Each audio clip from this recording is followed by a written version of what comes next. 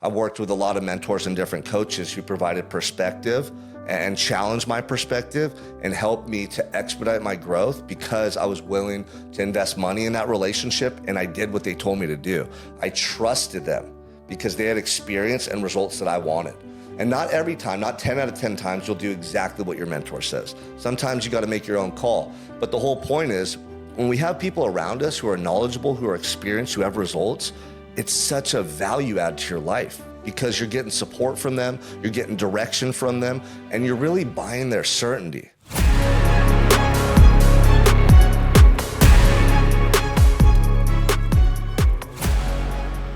Welcome back to another episode of the Unstoppable Mindset Podcast. I'm your host, Sean Crane. Merry Christmas, Happy New Year's, you guys. Hope you're having a good start to the new year, and I hope you're fired up and as excited as I am.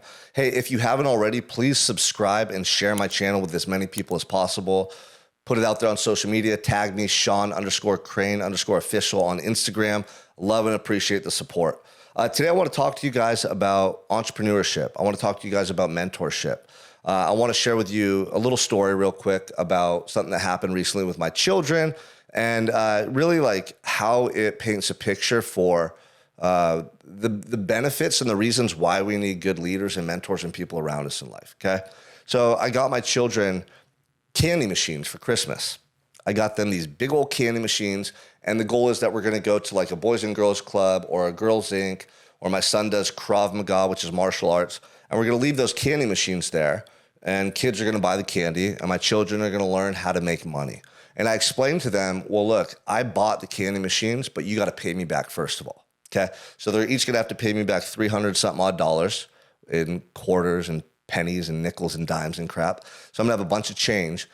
And then also they're going to have to buy the candy every month with the revenue they're making. So I explained to them, after you do all that, you'll start to have a profit, which means you'll have money that you can save, you can spend, you can do whatever you want with it.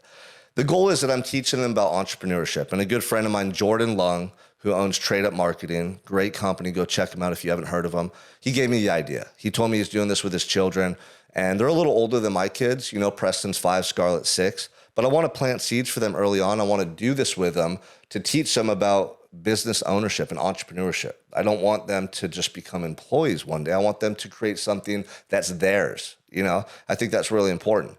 And so when they opened up the candy machines on Christmas, they're like, what is it? You know, they're just in boxes. And I said, hey, these are candy machines. And I explained to them the whole idea that I just shared with you.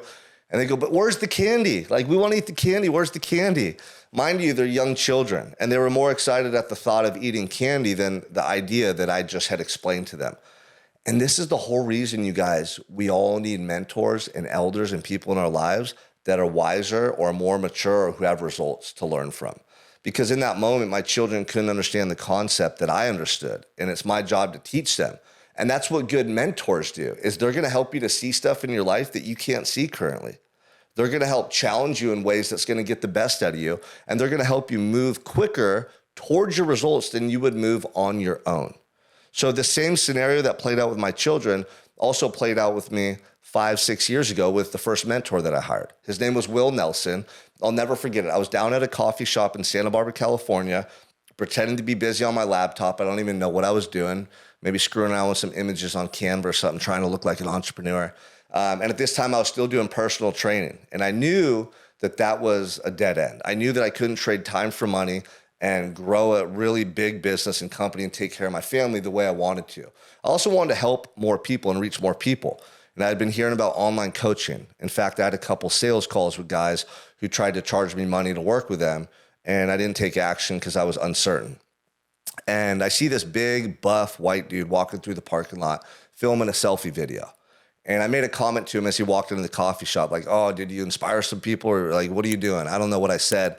But he sat down with me and he started explaining how he helped personal trainers take their business online and teach them how to create an online coaching business. Like exactly what I was looking for. And he was local in Santa Barbara. He had just walked from across the street at the gym where he worked out, and he also had an office upstairs so I could come and meet him. I was like, wow, this is like perfect. This is like divine intervention, it felt like, you know? And he told me it was $5,200 to work with him. Well, I just got out of prison. I was broke. Like I might have had $1,000 to my name, if that. And I remember just trying to figure out how I was going to hire him. And I knew I was going to take action. I just had to figure out how. And I ended up borrowing the money and paid him the $5,200. And the first time that we met, I started telling him about this idea I had. You know, as a personal trainer, I worked with a lot of elderly people in the gym. It was like for 6 months, it was just a bunch of old people there. So I was in the process of getting certified as a corrective exercise specialist. And I would help them to foam roll, certain stretches, using bands, how to really balance out their body and avoid aches and pains and, you know, make sure they're not getting injured when we're working. So I thought that I was becoming valuable for them, right? And I had this whole idea that I was going to package up these foam rollers and these bands, and I was going to sell a $5,000 package to these elderly people, and it was going to help them to be able to sit comfortably and not have pain and all these things, right? I had this vision of what I was going to do with my online coaching business. And the first meeting I had with Will, he looked at me when I told him my idea. He said, nah. He's like, he didn't even take a breath. He's like, no, you're not doing that. You're selling fat loss. And I'm like, fat loss? What do you mean? And he's like, dude, you're selling fat loss. That's what everyone wants to buy. That's what everyone needs help with. Like this small little demographic of old people, they don't even know how to use the internet or social media. How are they going to find you? And they're going to be way more skeptical than the younger crowd is about buying something from you online. Right? So just like that, just like I did with my children, he painted a picture of what was possible for me because he had experience, right? He had results, and he was my mentor, and he was doing it because it was the best thing for me at the time. And so I started my online business, and I started selling fitness and nutrition coaching. And I remember forever doing in-person coaching. I wanted to hit 10K, and I could never hit 10K. The closest I got was like $8,000, and then COVID shut all the gyms down, and I lost all my clients, and that's when I started my online business. And I remember like the first or second month online, I hit 10K. And then the next month I hit like 15. I think 1 month that year I hit like 22,000. I was like, wow, this is freaking incredible. Like this is life-changing, you know? And then over the years I grew my company, and I've got to this point where I'm at today. I've worked with a lot of mentors and different coaches who provided perspective and challenged my perspective and helped me to expedite my growth because I was willing to invest money in that relationship, and I did what they told me to do. I trusted them because they had experience and results that I wanted.